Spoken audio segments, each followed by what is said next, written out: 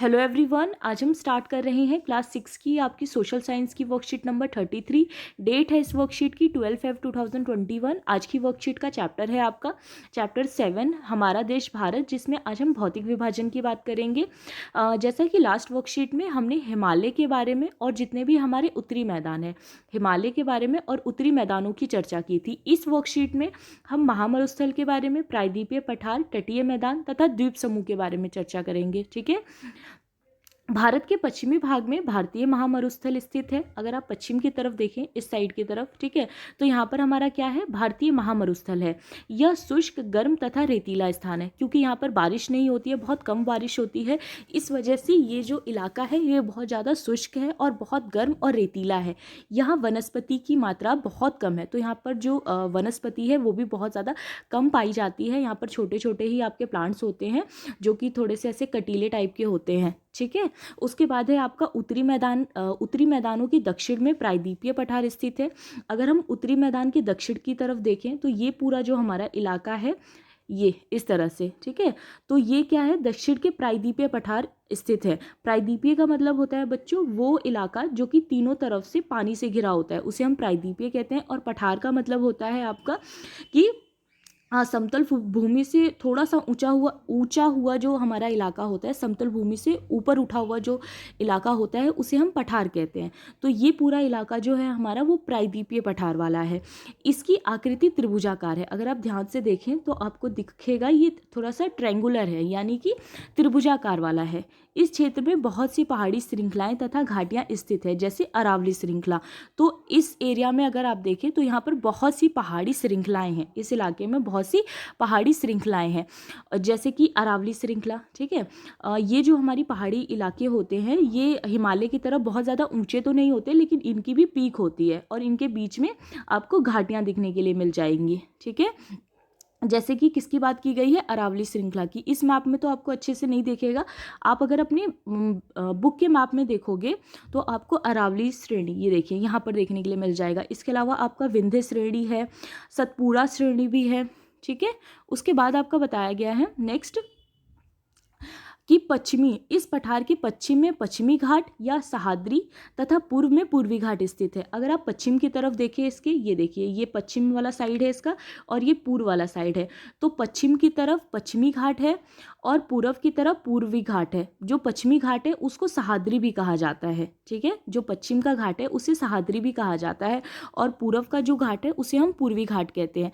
जो हमारा पश्चिमी घाट है, इन दोनों में थोड़ा सा फर्क है बच्चों। अगर आप ध्यान से देखें तो पश्चिमी घाट और पूर्वी घाट में फ़र्क है। पश्चिमी घाट ये देखिए इसमें बिल्कुल कोई गैप नहीं है, लेकिन अगर आप पूर्वी घाट की तरफ देखें तो इसमें देखिए यहाँ पर गैप है, फिर ये यहाँ से स्टार्ट होता है, फिर यहाँ पर गैप है, तो फिर यहाँ पर ये देखिए यहाँ पर गैप है, फिर यहाँ से स्टार्ट होता है। तो इसकी जो पहाड़ियाँ हैं वो कुछ इस तरह से हैं कि यहाँ पर गैप ही गैप है। ठीक है।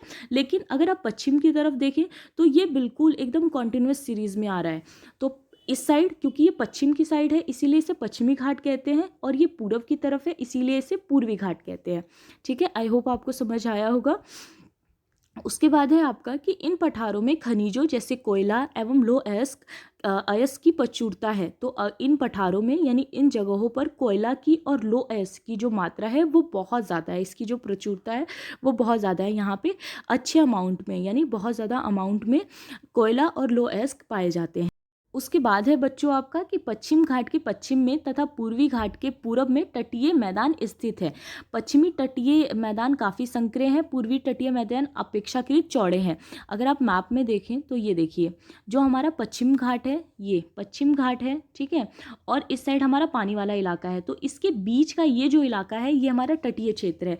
इस साइड पूरा पहाड़ है। पश्चिमी घाट जो है हमारा, ठीक है, वो पूरा पहाड़ ही पहाड़ है, यहाँ पर पर्वतीय श्रेणी है और यहाँ पर पूरा पानी ही पानी है।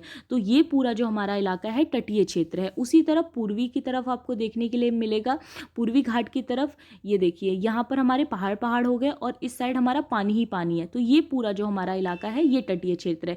तो दोनों तरफ ही हमारे तटीय क्षेत्र पाए जाते हैं। ठीक है। इन दोनों के बीच में एक डिफरेंस भी बताया गया है कि पश्चिम के जो तटीय क्षेत्र हैं वो काफ़ी संकरे हैं। इस साइड के जो हमारे तटीय क्षेत्र हैं ये बहुत ज़्यादा ज़्यादा संकरे हैं, लेकिन जो पूर्व की तरफ हमारे तटीय क्षेत्र हैं वो बहुत ज़्यादा चौड़े हैं। क्यों ये चौड़े हैं? क्योंकि ये देखिए इनके बीच में गैप है, यहाँ पर भी गैप है, यहाँ पर भी गैप है, यहाँ पर भी गैप है। तो यहाँ से आने वाली जो नदियाँ हैं ये इनके बीच में बहुत ज़्यादा गैप रख लेती हैं, ठीक है। यहाँ से निकलने वाली जो नदियाँ हैं ये यहाँ को बहुत ज़्यादा चौड़ा बना देती हैं, बहुत ज़्यादा यहाँ के इलाकों को उपजाऊ बना देती हैं। ओके, उसके बाद दिया गया है आपका नदियों के बारे में कि ये देखिए कि महानदी, वहाँ पूर्व की ओर बहने वाली कई नदियां हैं, जैसे कि महानदी है, गोदावरी है, कृष्णा है, कावेरी है, और ये नदियां बंगाल की खाड़ी में गिरती हैं। तो कितनी सारी नदियां अगर आप देखें, जैसे ये देखिए आपको इसमें ज़्यादा अच्छे से पता चलेगा। ये महानदी देखिए यहाँ से आ रही है और कहाँ जाके गिरेगी? बंगाल की खाड़ी में। गोदावरी नदी हो गई आपकी, कृष्णा नदी हो गई आपकी, ठीक है, पूर्व की तरफ बह के आती हैं और ये सारी की सारी बंगाल की खाड़ी में गिर जाती हैं। ओके, उसके बाद बच्चों आपका है द्वीप समूह के बारे में।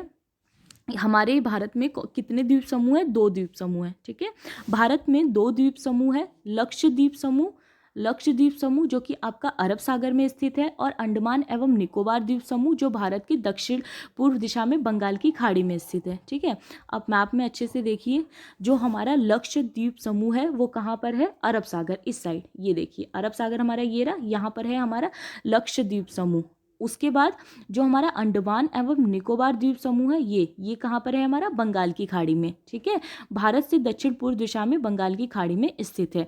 उसके बाद आपके क्वेश्चंस दिए गए हैं बच्चों, जैसे first fill in the blanks आपके लिए दिया गया है, डैश पूर्व की ओर बहने वाली नदियां हैं। तो कौन कौन सी नदियां हैं जो पूर्व की ओर बहती हैं और बंगाल की खाड़ी में जाके गिर जाती हैं? जैसा कि हमने अभी पढ़ा, कौन कौन सी है? महानदी, गोदावरी, कृष्णा और कावेरी। सेकेंड क्वेश्चन है आपका कि लक्षद्वीप समूह डैश में स्थित है, तो अरब सागर में स्थित है। थर्ड है आपका प्रायद्वीपीय पठार में बहुत सी पहाड़ी श्रृंखलाएं तथा घाटियां स्थित है, तो प्रायद्वीपीय पठार आ जाएगा थर्ड में। फोर्थ है आपका प्रायद्वीपीय पठार के पूर्व में पूर्वी घाट है, ठीक है। तो प्रायद्वीपीय पठार के पूर्व में क्या है? पूर्वी घाट है।